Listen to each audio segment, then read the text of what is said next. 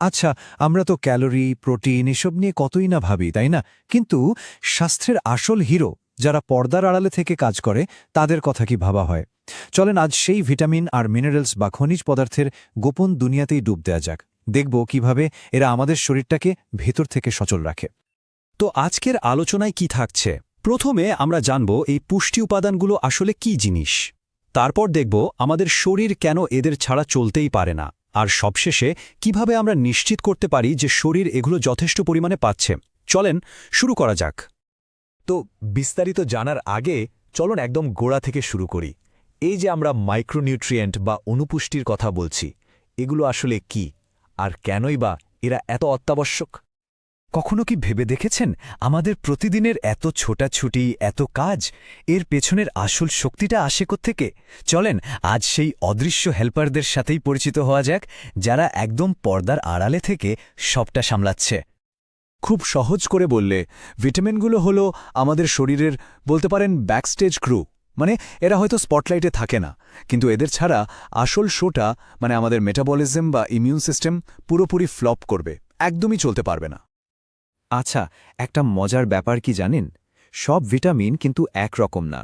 সত্যি বলতে কি, এদের দুটো একেবারে আলাদা ফ্যামিলি আছে। আর এই ভাগটাই ঠিক করে দেয় যে আমাদের শরীর এদের সাথে কী রকম ব্যবহার করবে। ব্যাপারটা এখানেই বেশ ইন্টারেস্টিং। দেখুন, ওয়াটার সলিউবল বা পানিতে দ্রবণীয় ভিটামিনগুলো হলো অনেকটা ক্ষণিকের অতিথির মতো। শরীর যতটুকু দরকার ব্যবহার করে, বাকিটা বের করে দেয়। মানে এদের রোজ দরকার হয়। আর অন্যদিকে ফ্যাট সলিউবল ভিটামিনগুলো হলো ভবিষ্যতের সঞ্চয়। শরীর এদেরকে লিভার আর ফ্যাটি টিস্যুতে জমিয়ে রাখে, যেন দরকারের সময় কাজে লাগাতে পারে। এই যে বি কমপ্লেক্স, এটা কিন্তু একটা ভিটামিন না, এটা আসলে একটা পুরো টিম। ৮টা আলাদা বি ভিটামিন মিলে তৈরি। এদেরকে আমাদের শরীরের পাওয়ার প্ল্যান্টও বলতে পারেন। এদের প্রধান কাজই হল খাবার থেকে শক্তি তৈরি করা আর আমাদের মেটাবলিজমকে একদম সচল রাখা। চলুন এবার কজন স্টার প্লেয়ারের সাথে পরিচিত হই। যেমন ধরুন ভিটামিন এ, যেটা আমাদের দৃষ্টিশক্তি ঠিক রাখে। আবার ভিটামিন সি, এটা হলো আমাদের ইমিউন সিস্টেমের বডিগার্ড, রক্ত জমাট বাঁধা বা শরীরের কোষগুলোকে রক্ষা করা। দেখুন, প্রত্যেকেরই কিন্তু একটা নির্দিষ্ট আর খুব জরুরি কাজ আছে। তো ভিটামিনের কথা তো হলো, এবার চলুন এদের পার্টনার মানে মিনারেলস বা খনিজ পদার্থের দিকে তাকায়।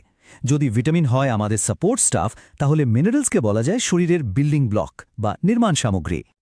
ভিটামিনের মতোই মিনারেলদেরও কিন্তু দুটো টিম আছে। একদল হলো ম্যাক্রোমিনারেলস, এরা হলো প্রধান চরিত্র, মানে শরীরে এদের অনেক পরিমাণে দরকার হয়।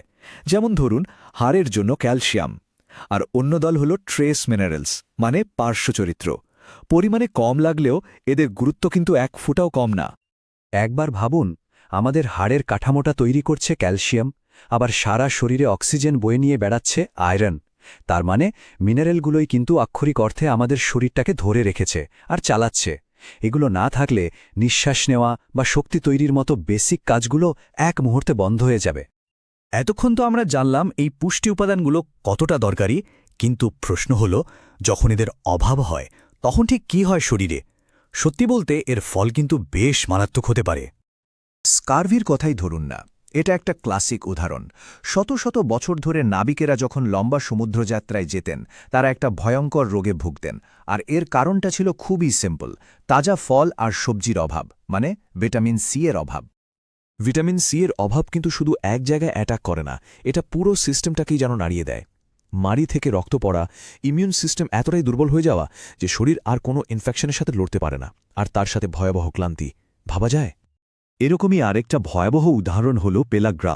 এটা হয় ভিটামিন বি3 বা নায়াসিনের অভাবে, আর এর লক্ষণগুলো এতটাই সাংঘাতিক যে ভোলা প্রায় অসম্ভব। পেলাগ্রাকে বলা হয় 3D রোগ। কেন? কারণ এর 3টি প্রধান লক্ষণ হল ডায়রিয়া, ডার্মাটাইটিস মানে ত্বকের সমস্যা, আর ডিমেনশিয়া অর্থাৎ স্মৃতিভ্রম। এই 3টে লক্ষণই কিন্তু পরিষ্কার বুঝিয়ে দেয় যে একটা মাত্র ভিটামিন বি3 আমাদের পেট, ত্বক এমনকি ব্রেনের জন্য কতটা জরুরি। এটা আমাদের মনে করিয়ে দেয় যে শরীরের সব সিস্টেম আসলে কিভাবে একে অপরের সাথে জুড়ে আছে। এবার আসি রিকেটসের কথায়। বিশেষ করে বাচ্চাদের জন্য ভিটামিন ডি যে কতটা দরকারি, এটা তার সবচেয়ে বড় প্রমাণ। কারণ পর্যাপ্ত ভিটামিন ডি ছাড়া শরীর মজবুত হাড়ি তৈরি করতে পারে না, আর তার ফলেই রিকেটসের মতো একটা ভয়ঙ্কর অবস্থা তৈরি হয়। এর পেছনের কারণটা কিন্তু একদম সোজা সাপটা। ভিটামিন ডিকে আমরা সানশাইন ভিটামিনও বলি, তাই না? এই ভিটামিনটাই আমাদের শরীরকে ক্যালসিয়াম শুষে নিতে সাহায্য করে, আর এটা ছাড়া আমাদের কঙ্কালের মূল ভিত্তিটাই দুর্বল হয়ে যায়। তো আমরা দেখলাম এই নিউট্রিয়েন্টগুলো কি আর এদের অভাবে কি কি হতে পারে। চলুন এবার সবটা একসাথে গুছিয়ে নিই আর দেখি কিভাবে আমরা নিজেদের জন্য একটা পারফেক্ট নিউট্রিশনাল টুলকিট তৈরি করতে পারি। তাহলে সারসংক্ষেপটা কি দাঁড়ালো? ভিটামিন আর মিনারেল হলো আমাদের শরীরের জন্য কোএনজাইম, মানে যারা বিভিন্ন রাসায়নিক প্রক্রিয়া শুরু করতে সাহায্য করে। আবার এরা শরীরের গাঠনিক উপাদানও বটে, মানে এরা শুধু থাকলে ভালো জাতীয় কিছু নয়। এরা হলো সেই ছোট ছোট কিন্তু সবচেয়ে জরুরি নাট বল্টু, যা আমাদের জীবনযন্ত্রটাকে সচল রাখে। তাহলে মূল কথাগুলো কি কি? ১. ভিটামিন আর মিনারেলস আমাদের স্বাস্থ্যের জন্য অপরিহার্য। ২. প্রত্যেকেরই একটা খুব নির্দিষ্ট কাজ আছে। আর সবচেয়ে গুরুত্বপূর্ণ হল সুস্বাস্থ্যের চাবিকাঠি কিন্তু কোনো একটা জাদুকরি খাবার নয়, বরং সব ধরনের খাবার মিলিয়ে একটা ব্যালেন্স তৈরি করা। তাহলে শেষ পর্যন্ত প্রশ্নটা কিন্তু একটাই, আমাদের প্রতিদিনের খাবারের প্লেটটা কি আমাদের শরীরের জন্য একটা চ্যাম্পিয়ন টিম তৈরি করছে? ব্যাপারটা কিন্তু রকেট সায়েন্স না, এটা হলো নিজের শরীরের ভেতরেই সেরা দলটা গড়ে তোলার একটা সুযোগ, প্রতিটা খাবারের মাধ্যমে একটু একটু করে।